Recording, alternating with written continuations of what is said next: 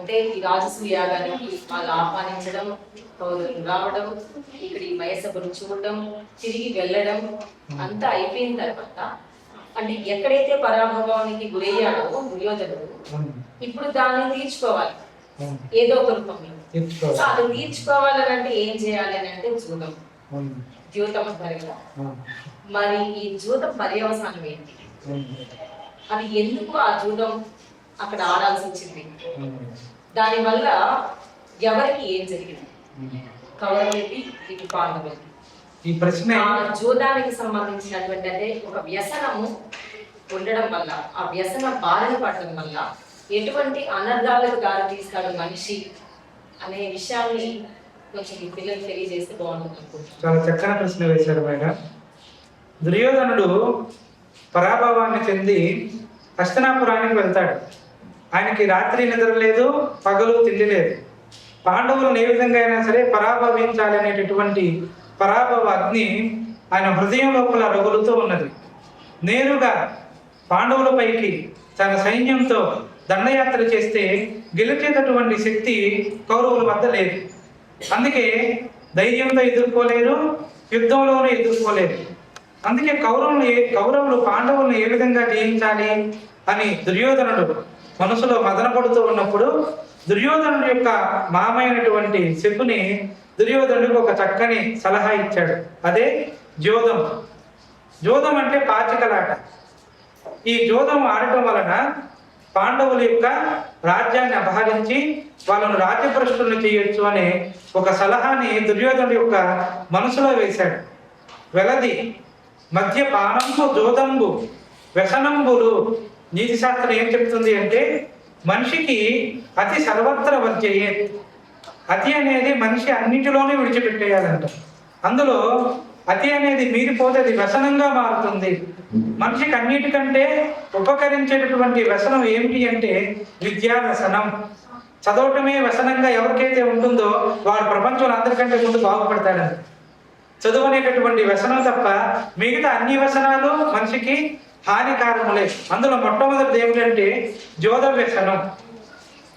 ఆ జోదం అంటే ధర్మరాజుకు కాస్త మక్కువ ఎక్కువ. ఆ రోజుల్లో రాజ్యాన్ని పరిపాలించేటటువంటి రాజులు తనకిష్టమున్నా లేకపోయినా త్రివర్గం దగ్గరికి పోయేవాళ్ళు. త్రివర్గ వ్యసనాలు అని అంటారు. అందులో మొట్టమొదటిది ఏమిటి అంటే వేట. వేట అనేది ఒక పెద్ద వ్యసనం. ఆ వేటని వ్యసనంగా కలగటం వలనే పాండురాజు తన ప్రాణాలను కోల్పోయాడు. ఒక ఋషిని బాణంతో వేయటం వల్ల దీర్ఘతముడు అనేటటువంటి ఒక ఋషిని, ఆ ఋషిపత్ని శాపం వలన పాండురాజు చనిపోయాడు. వేట అనే వ్యసనం వలన ధర్మరాజు పతనం అయిపోతే జోదం అనేటటువంటి అది వ్యసనం వలన పాండురాజు తన రాజ్యాన్ని కోల్పోయాడు, తన తమ్ములను కోల్పోయాడు, తన భార్యను కూడా. ఇంతవరకు ప్రపంచ చరిత్రలో ఏ చరిత్రలో జరిగినటువంటి ఒక ఘోర కృత్యము. ఒక స్త్రీని, రజస్వలో ఉన్నటువంటి స్త్రీని అమ్మవారి యొక్క అంశంగా భావించమంటుంది మన శాస్త్రం. భూమికి ఋతువులు మారేటటువంటి ధర్మం ఉంటుంది. అదేవిధంగా స్త్రీ భూమి ఇద్దరు ఒకటే. భూమి ఋతువులు మారినట్లుగా స్త్రీ కూడా ఋతుమతి అవుతూ ఉంటుంది. ఆ ఋతువులు మారినటువంటి స్త్రీని అమ్మవారి యొక్క పవిత్ర స్వరూపంగా చూడమని మనకు శాస్త్రం చెప్తే కౌరవులు ఆవిడ తీసుకువచ్చి ఆవిడ జుట్టు పట్టుకుని నిండు సభలోకి లాక్కుని వచ్చారు. అది ద్రౌపది దేవి యొక్క జుట్టు కాదు, అది కౌరవ వంశానికి పాతుకున్నటువంటి యమపాశం అని అంటారు. కరుణశ్రీ జంజాల బాపయ్య శాస్త్రి గారు విజయశ్రీ అనేటటువంటి కావ్యములు.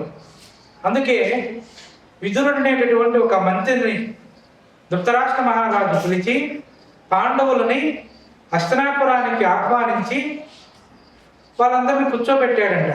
కూర్చోబెట్టినప్పుడు దుర్యోధనుడు చెవులో ఎన్ని చెప్పాడు తన తండ్రితో, తండ్రి గారు పాండవులని మీరు ద్యోతానికి ఆహ్వానించండి అని అన్నాడు. మీరు కనుక పాండవుని ద్యోతానికి ఆహ్వానించకపోతే నేను అగ్నిలో దూకేసి చచ్చిపోతానని బెదిరించాడు దుర్యోధనుడు. కొడుకంటే ప్రేమ ఉండటం ఎవరికైనా సహజం.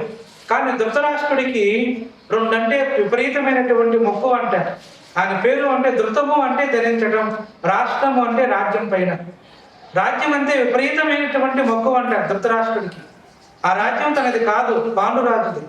ధర్మశాస్త్రంలో అంగవైకల్యం ఉన్నవాడు రాజుగా పరిపాలించడానికి అనర్హుడు అని మనకు చెప్తున్నారు. ధృతరాష్ట్రుడు పుట్టుకతోనే గుడ్డివాడు. అది గుడ్డి కాదు. రెండవ గుడ్డు ఏమిటి అంటే పుత్ర వ్యామోహం ఆయన ఇంకా గుడ్డివాణి చేసేసింది. మనసుని గుడ్డివాణి చేసేస్తే అప్పుడు విదురుణ్ణి పిలిపించి ఇటు కౌరవులకు అటు పాండవులకు ఇద్దరికి ద్యూతాన్ని తీసుకొచ్చి పెట్టాడు. ఆ ద్యూతంలో అది పూర్తిగా అధర్మ ద్యూతము. ఆ అధర్మ ద్యూతంలో శకుని ఉన్నాడు. ఆ శకుని ఎలాంటి వాడు అని అంటే మన భారతదేశానికి ఒక విలక్షణమైనటువంటి లక్షణం ఉంది.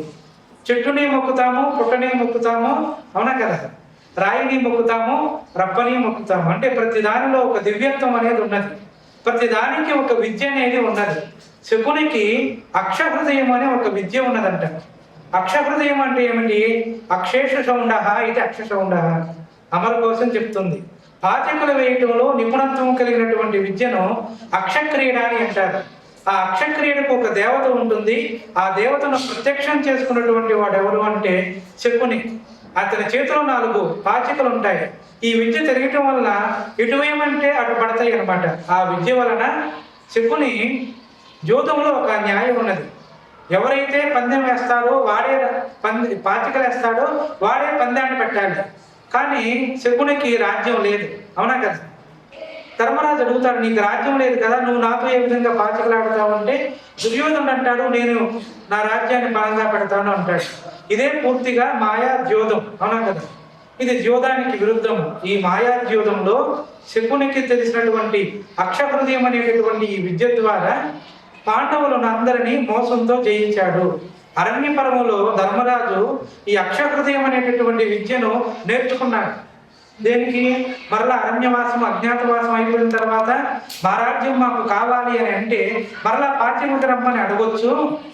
మరలా రాజు అనేవాడు జూదానికి రమ్మన్నప్పుడు పోకపోతే అది రాజధర్మానికి విరుద్ధం అన్నాడు. అందుకే ధర్మరాజు జోదంలో ఓడిపోయాడు తప్ప ధర్మంగా ఓడిపోలేదు. ఇంకోటి ఏంటంటే ద్రౌపదిని సభ నుండి లాక్కురావడం ఇది ఏ న్యాయానికి ఉల్లంఘన?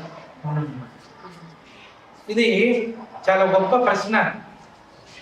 ద్రౌపదీదేవిని నిండు సభలో అందరూ చూస్తూ ఉండగా లాక్కుని రావచ్చా?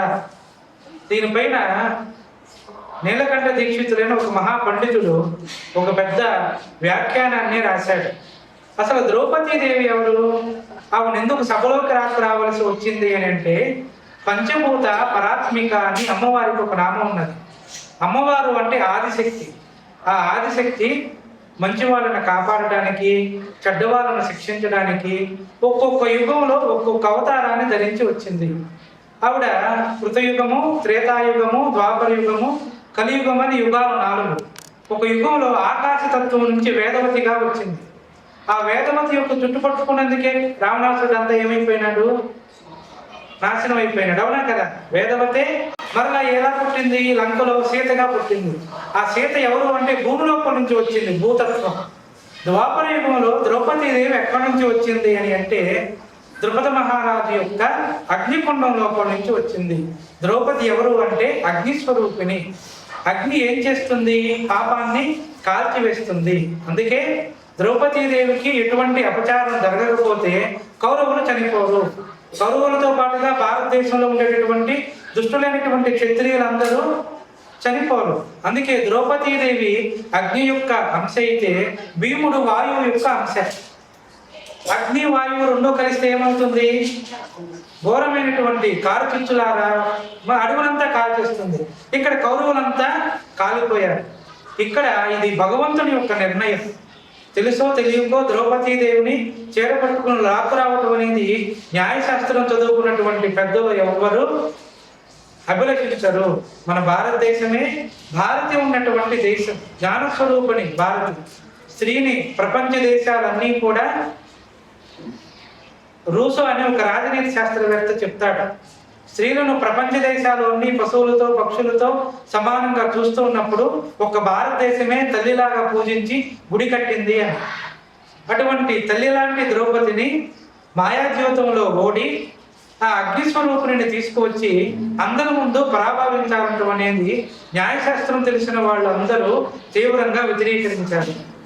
తెలిసి కూడా ఇది తప్పు, ఈ తప్పు చేయకూడదు అని చెప్పలేకపోయారు కాబట్టి భీష్ముడు చనిపోవలసి వచ్చింది, ద్రోణుడు చనిపోవలసి వచ్చింది. ఆ అధర్మాన్ని చూసి ఇది అధర్మం అని చెప్పలేకుండా ఎవరైతే ఉన్నారో వాళ్ళందరూ శిక్షించాల్సి వచ్చింది.